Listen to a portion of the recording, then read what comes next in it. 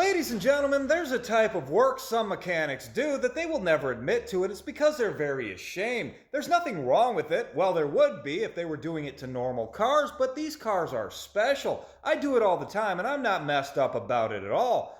That's right, we're coming up on plow truck season. We're starting to see these things again. Have a look. You see, to make a plow truck, you need three things: an engine, a snow plow, then something to connect the two together, like this right here, a part of a pickup. Although pickups appear to be preferred for a plow truck, they're not required. I've seen plows on just about every kind of old turd. Old Subarus, Jeeps, two-wheel drive muscle cars. They even make a plow specifically for a smart car. Yes, they make a plow for a smart car. My neighbor has one. It does it, so why not? But today we've got an old F-150. Now the plow bracket and controls have to be in top form. Nothing should be rusty, everything needs to be well greased, and there shouldn't be any exposed wires. The rest of the truck, not so much.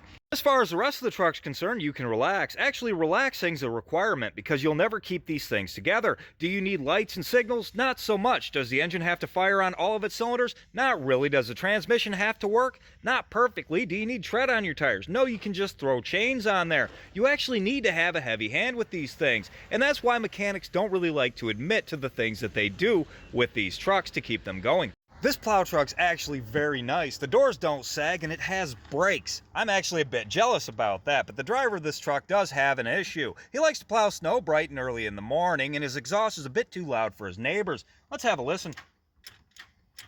Oh, battery's dead. It's normal and it's not really a problem. I use my wife's car to jumpstart my plow truck every single time I use it. Just look at these doors. That's nice.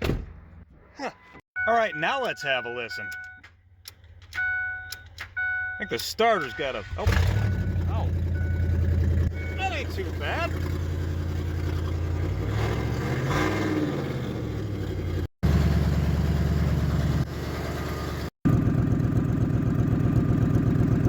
Open manifolds. That's not really a deal breaker for me. When I was a kid, I pushed snow with a 4-speed Dodge that had open manifolds. It had a bucket for a seat and no windshield. When I had to push the clutch, I would pull on the steering wheel, pick my butt up off the bucket so I could get the clutch pedal down, and sometimes the bucket would tip over and I would fall to the floor and the truck would crash into something.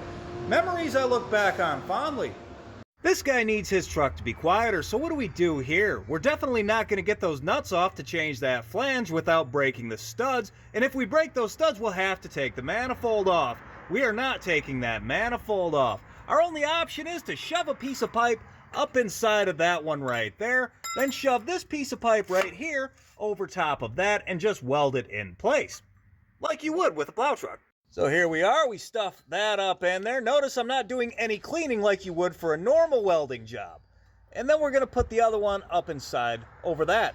I need that to fit in there a little tighter. Remember, if you're not holding a hammer, you're probably not working on a plow truck. I had to use a scissor jack to push back on that Y pipe so I could get that piece of pipe up in there, as is standard when working on a plow truck. And no matter what vehicle you're working on, always disconnect the battery before you're welding. Your welder can put too much power to your battery, which is hooked to your alternator, and if too much power goes through your alternator, you're going to alter your whole damn nator. And that's not going to be a pretty sight. Let's get started. We're going to do something I like to call globbing on crow shit, as is standard with plow trucks. Just like that right there, as is standard for a plow truck. See, I'm such an amazing welder, I can weld incorrectly on purpose. Don't worry, this will last just as long as that right there, probably longer. That sounds a hell of a lot better. Nice and quiet. Not really fitting for a plow truck, but to each their own. So let's hear it for the sailboats of the open road. I call them that because, like sailboats, they can move 100 feet in any direction at any given moment. Seriously, give these things some space.